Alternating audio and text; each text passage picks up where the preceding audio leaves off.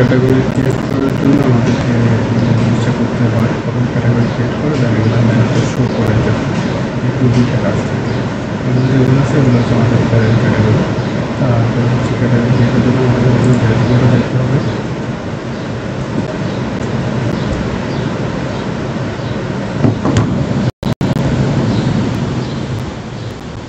ড্যাশবোর্ডে যাওয়ার পরে আমাদের এইখানে হচ্ছে যে প্রোডাক্টের আন্ডারে ক্যাটাগরি একটা অপশান থাকবে।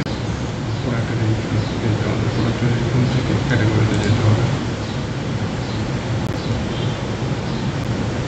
ক্যাটাগরিতে যাওয়ার পর দেখা গেছে আমাদের বেশ কিছু মেন ক্যাটাগরি ক্রিয়েট করা আছে। যেমন এটা হচ্ছে প্যারেন্ট ক্যাটাগরি আর এটা হচ্ছে সাব ক্যাটাগরি এটার আন্ডারে। তাহলে আমরা হচ্ছে এখন যদি একটা ক্যাটাগরি ক্রিয়েট করি, যেমন হচ্ছে যদি ব্যাটারি আন্ডারে কোনো একটা ক্যাটাগরি সাব ক্যাটাগরি ক্রিয়েট করতে যাই, তাহলে আমাদেরকে হচ্ছে যে প্রথমে যদি সাব ক্যাটাগরি ক্রিয়েটের সময় আমাদের হচ্ছে এইখান থেকে প্যারেন্ট ক্যাটাগরিতে গিয়ে ওই ক্যাটাগরিটা সিলেক্ট করে দিতে হবে, যেটার আন্ডারে হচ্ছে যে আমি সাব ক্যাটাগরিটা তৈরি করবো। কারণ আমি হচ্ছে যদি এটার আন্ডারে ফার্স্ট এর জন্য একটা ব্যাটারি তৈরি করতে যাই, ডব্লিউটি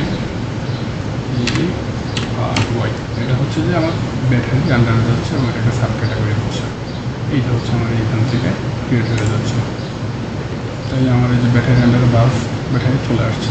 আর আমি যদি প্যারেন্ট ক্যাটাগরি করতে চাই আমার এখানে সবসময় নাম রাখতে হবে। নাম রেখে দেন আমি এখানে নাম দিব। আর আমাদের এই যে লোগো আছে, যদি আমাদের লোগো বা আইকন থাকে তাহলে আমরা হচ্ছে এখান থেকে থাম্বনেইলে দিয়ে লোগোটা সিলেক্ট করে দেবো। এখান থেকে লোগোটা সিলেক্ট করে ইউজ ইমেজ দিয়ে দেবো। ইউজ ইমেজ দিয়ে অ্যাড নিউ ক্যাটাগরি দিয়ে দেবো। দেন হচ্ছে আমাদের ক্যাটাগরি ক্রিয়েট হয়ে গেছে।